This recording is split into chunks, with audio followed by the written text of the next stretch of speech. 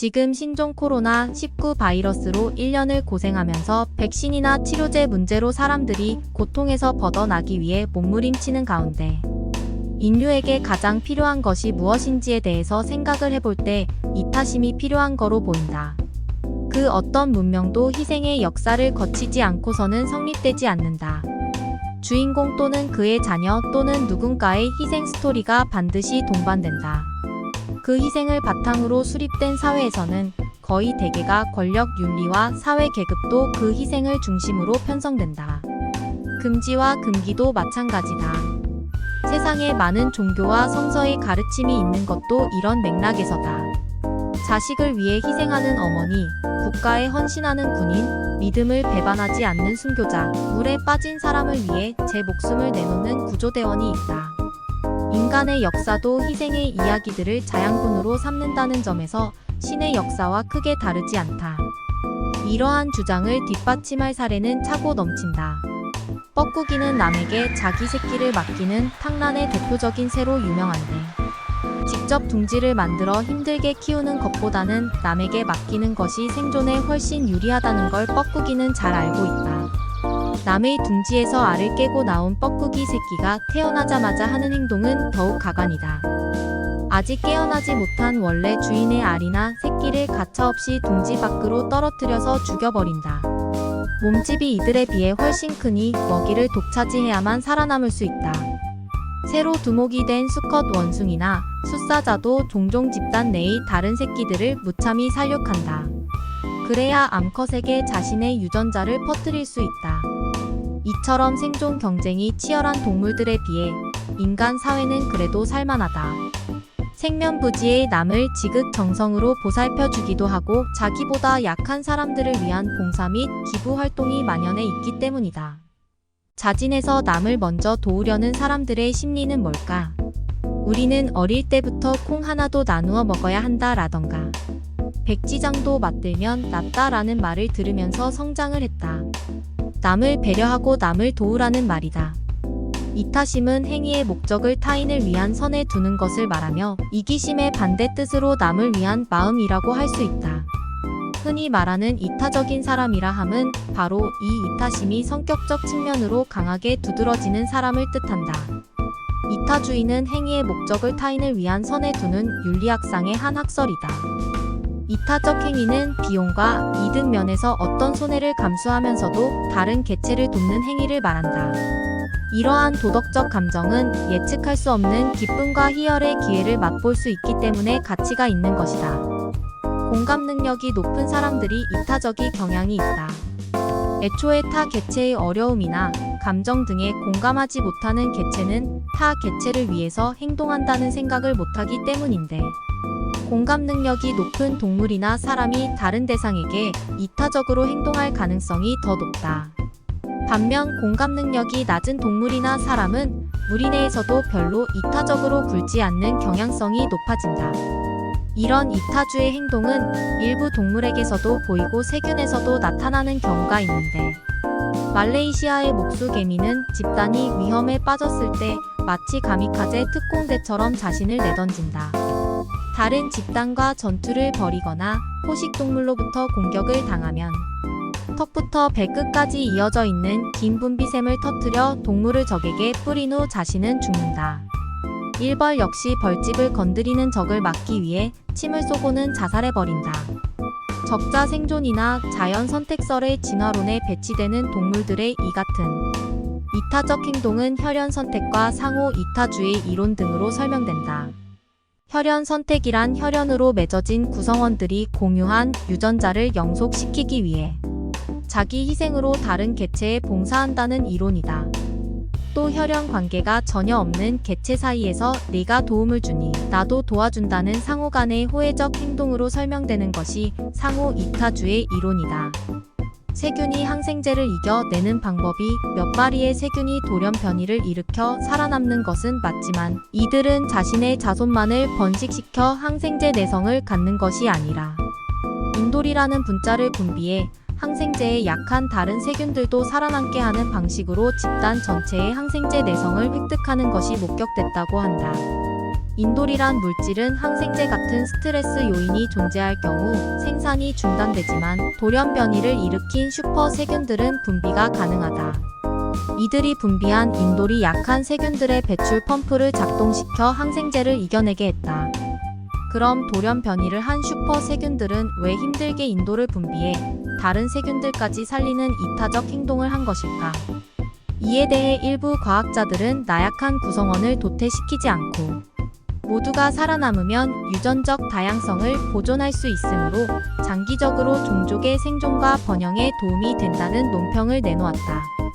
남을 위해 봉사하고 헌신하는 일이 왜 사회를 건강하게 하는지를 작은 세균조차 인간들에게 가르쳐주고 있다. 이타적 행동의 수혜자가 누구보다도 친척 관계이거나 자식, 부모 관계에서 제일 많이 일어남은 당연한 일이다. 인류의 역사의 상당한 기간 동안 지배해왔던 사회적 단위가 가족 및 가까운 친족들로 이루어진 친밀한 관계 설정이었다. 이타심은 자라나는 환경에서 영향을 많이 받는데 보통 부모 중 한 명이 이타적이거나 희생에 대해 교육하는 사람이면 아이의 이타심이 증가한다. 주변의 어른이 이타심을 많이 보이면 아이들의 이타심이 증가하는데 아이들이 그것을 따라하면서 체득하는 경우가 많다.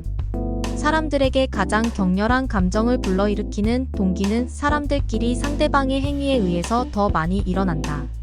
노여움을 느끼는 감정들은 타인을 해치고 싶게 만들고 사랑과 동정, 감사의 감정들은 타인을 돕고 싶게 만든다.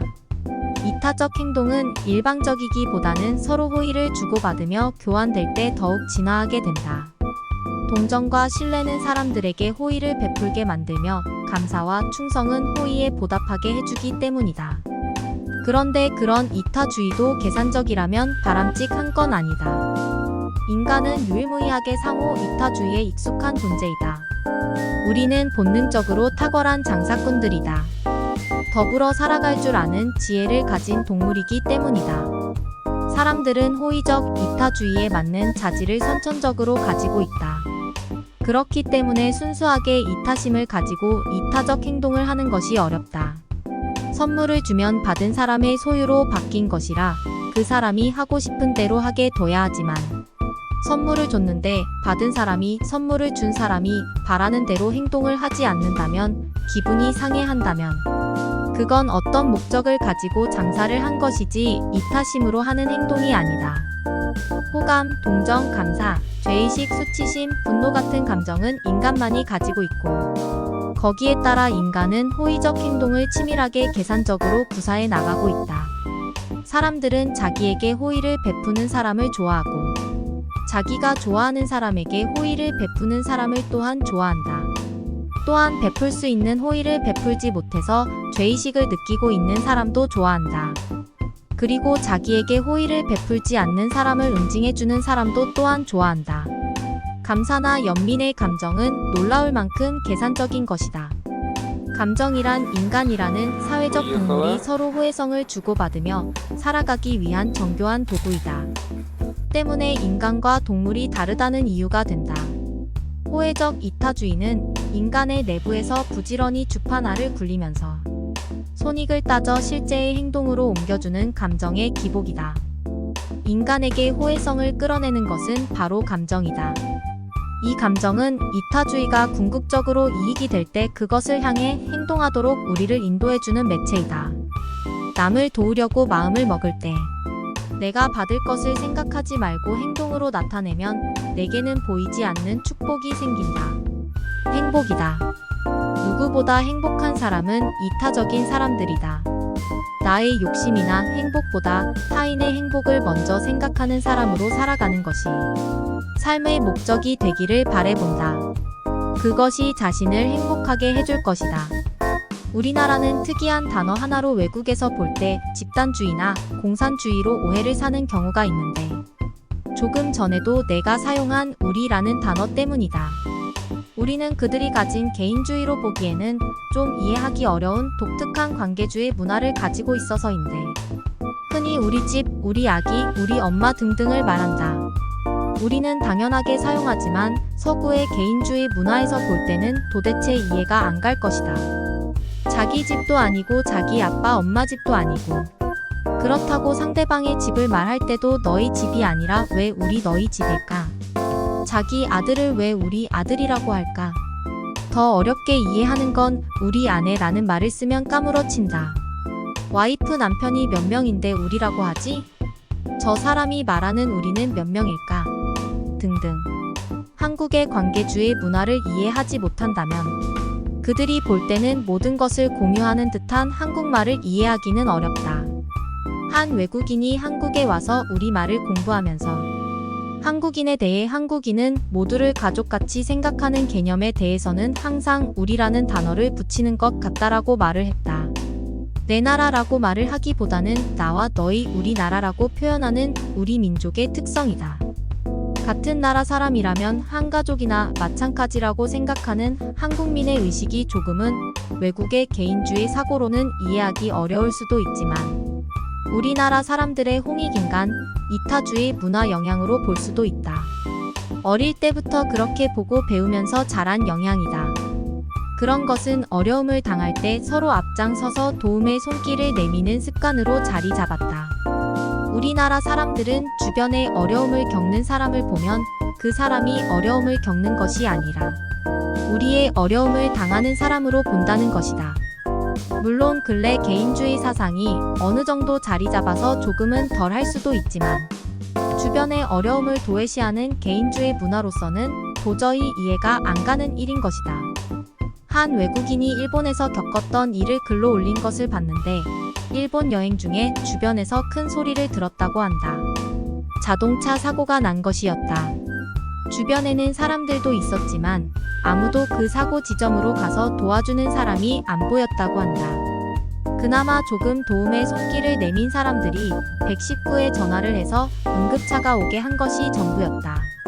그리고 그 사람은 그냥 쳐다만 보고 있다. 그리고 10분 후에 응급차가 와서 다친 사람을 꺼내서 심폐소생술을 했지만 너무 늦어서 그 사람은 죽었다고 했다.